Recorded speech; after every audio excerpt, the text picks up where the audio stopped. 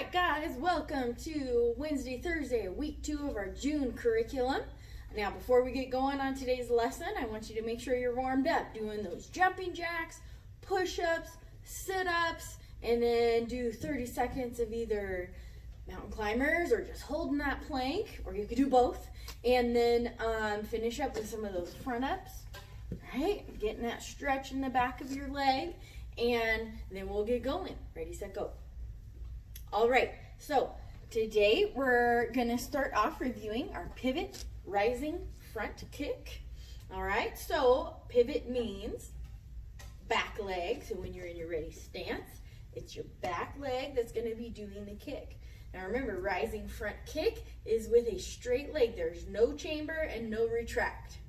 And our target is the groin, right? Kicking right up between the legs. You're in danger. You gotta hurt this person because they're trying to kidnap you, maybe kill you, take you away, whatever.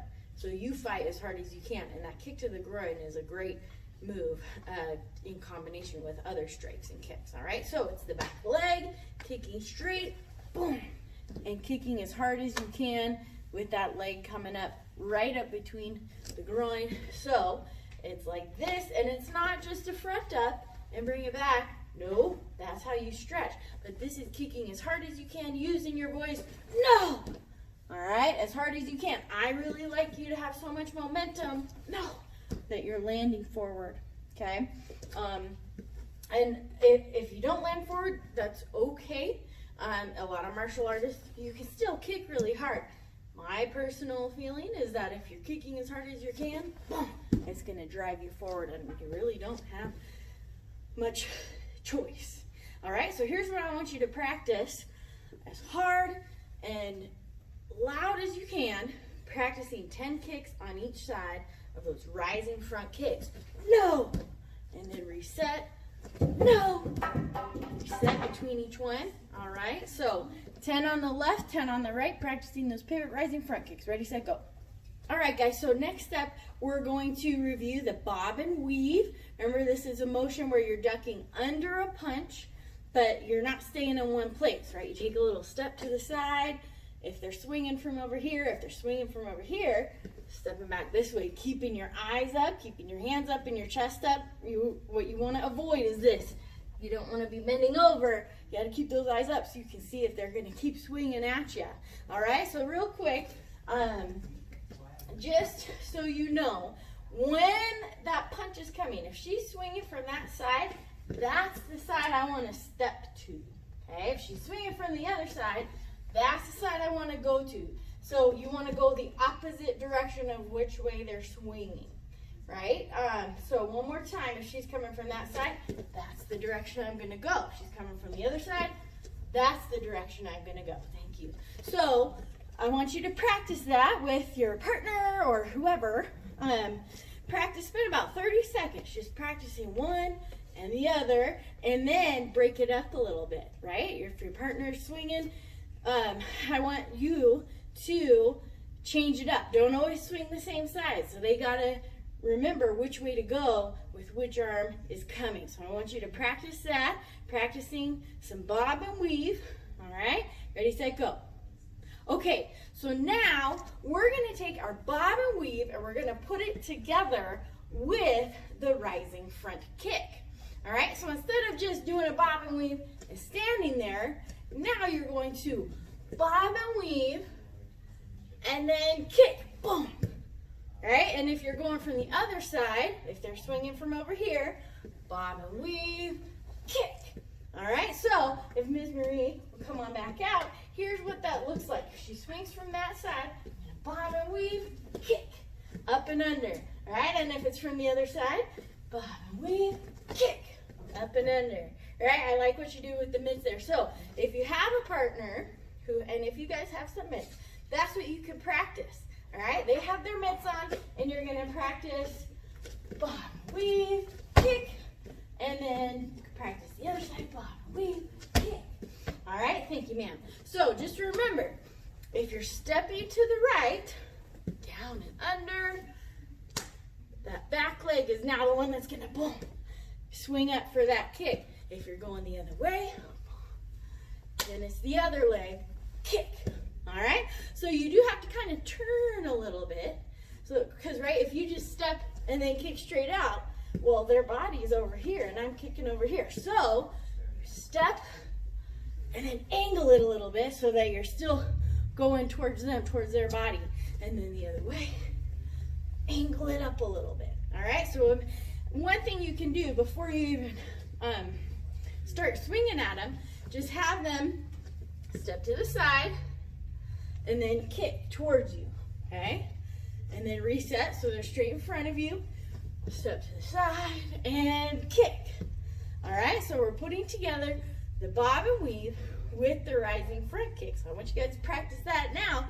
Bob and weave, kick. Bob and weave, kick.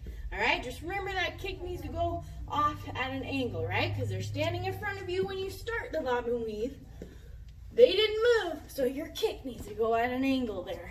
Again, they didn't move, so your kick goes at an angle. All right, so put together that bob and weave and the rising front kick. Ready, set, go. Okay, guys, so this is just going to be a really quick segment here, talking about our palm strikes for board breaking. Different from our self-defense palm strikes. In the last video, I had you guys working your self-defense palm strikes, bouncing around, and then boom, boom, right? Those self-defense palm strikes are fast and quick, straight out, straight back. Now, the board-breaking palm strikes, a little bit different, and it's really hard to practice these at home. Even in class, we have those re-breakable boards that we can put back together. You could still practice the proper form, all right?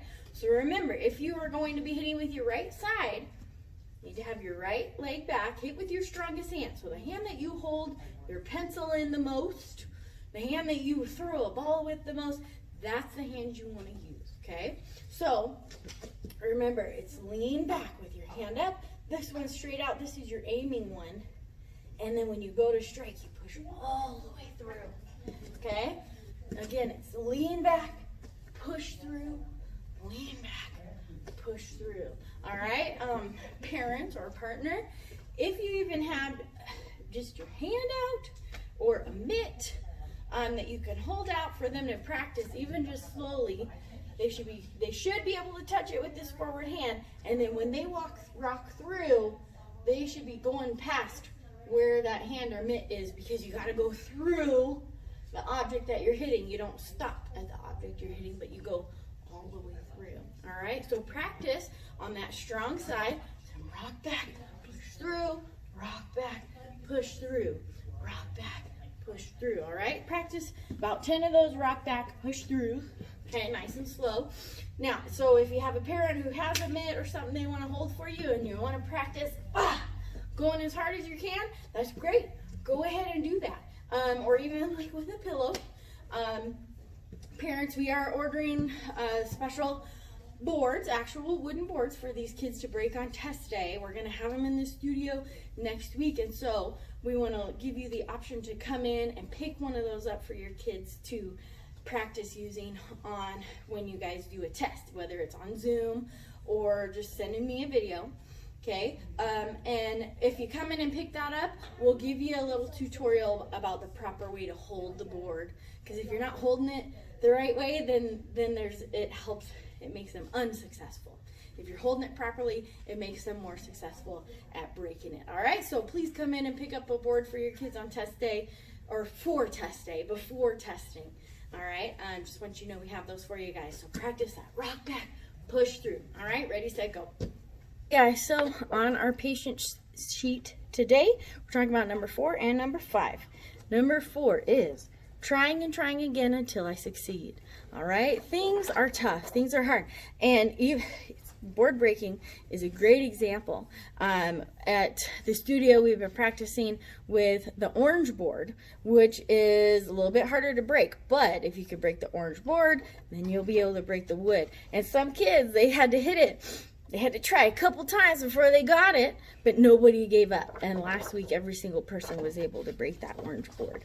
So we all have to learn new skills and learn new things. I don't know about you guys. Maybe some of you guys had a tough time with that scoop kick we learned on the earlier part of this week. I know some kids in class struggled with it at the beginning, right? But they didn't give up. Nobody gave up, and each time they did it, they got a little bit better. And I know next week when we revisit those, they're going to be looking even better. All right, so when you're learning something new, maybe it's a new martial arts skill, maybe it's how to ride a bike, maybe it's how to do a new chore that your parents, okay, you're old enough, you're ready to learn how to do this. Maybe it's learning how to clean a toilet, or pick up your room all by yourself without a parent standing there telling you where to put stuff, right? So we all have to learn new things, and a lot of time, for most people, it's hard the first time. It's hard the first 10 times, maybe the first 50 times. But you got to decide, no matter what, no matter how hard this is, I'm going to keep trying, and I'm going to do it until I get it, right? Sometimes you might even get hurt, like you're riding your bike and you fall. Scrape up your elbow or your knee or something. Well, okay, so you got a scrape. Does that mean you're never going to learn how to ride your bike? I'll tell you, once you get it, then you get it. It's really cool riding a bike, that once you learn how to, and you feel that balance, your body remembers how to do it. And it's pretty cool. So you don't want to give up on something like that, because you will always be glad that you can ride your bike once you finally get it. Okay, so here's the thing. If you quit, then you'll never know if you can. Okay, so keep trying and trying until you get it. Okay, let's talk about number 5. Changing the things I can change and praying about the things I can't. Okay, things that we can change: our attitude and our effort. You are in control of your attitude, your mindset, and how you're going to approach something, right? When you wake up in the morning, you can decide, I'm going to be a grump and just get mad at everything and whine and complain when I don't get my way. If something's hard, I'm going to give up. Is that a good attitude? No way. But you can change that attitude and decide to say, okay, well, that's all right. I'll keep trying. Or, okay, I'm not always going to get my way. That's all right. I'm going to show respect to my parents. I'm going to listen, follow instructions. I'm going to work hard. I'm going to see if there's ways that I can help. Okay? Your attitude is something that you can control and change. Your effort, how hard you decide to work. Okay? When you come to martial arts class and you just kind of stand there and flop around and kick your leg out, palm strike. That's your effort, and that's you choosing to not do your best. And when you don't do your best, you don't feel very good about what you've done. You don't enjoy it. And the people around, it kind of affects the people around you, because they're like, oh, they're not even trying. I'll tell you, as an instructor or as a parent, when we see our kid not trying, or when we see our students not trying, that makes us feel kind of sad. And we kind of go, man, I don't know what to do. They're just not even trying. Okay, I can't control your effort. Your parents can't control your effort. That's only you who can control your effort. So your attitude, how you think about things, and your effort, how hard you're going to work at something. Those are things that you can change. Things that you can't change. Praying about things you can't change. You can't change the family you were born into. You can't change who your parents are or who your siblings are. You can't change the fact that you live in Billings, Montana, or maybe you live in Shepherd or Laurel. We got some people, around the area. Right now, when you grow up and you're an adult, you may have the ability to change some of those things. You can decide where you want to get a job and where you want to live and that kind of stuff. But as a kid, there's a lot of things that you can't change. And sometimes that can be really frustrating. And so this says to pray about the things I can't change. Well, that doesn't mean pray for those things to change, because they're not going to change. But what you can pray for is for God to help your attitude and effort about those things that you can't change.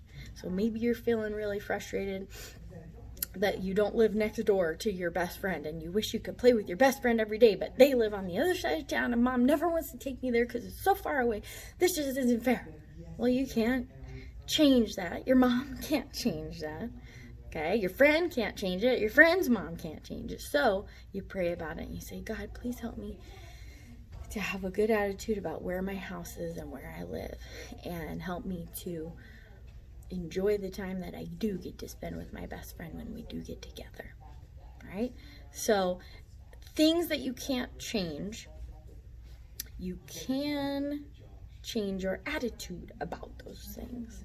And if you're having a really hard time with that, that's what you pray about, because God wants to help change your heart and your attitude into ways of thinking and behaving that are going to honor Him and honor you and your family and the people around you. So the things that you can't change, that you're really struggling with, you have to pray and ask God to help change your heart and your attitude about those things. All right, guys? So have a great weekend. Have fun working on this stuff. Looking forward to making another video for you guys next week. All right?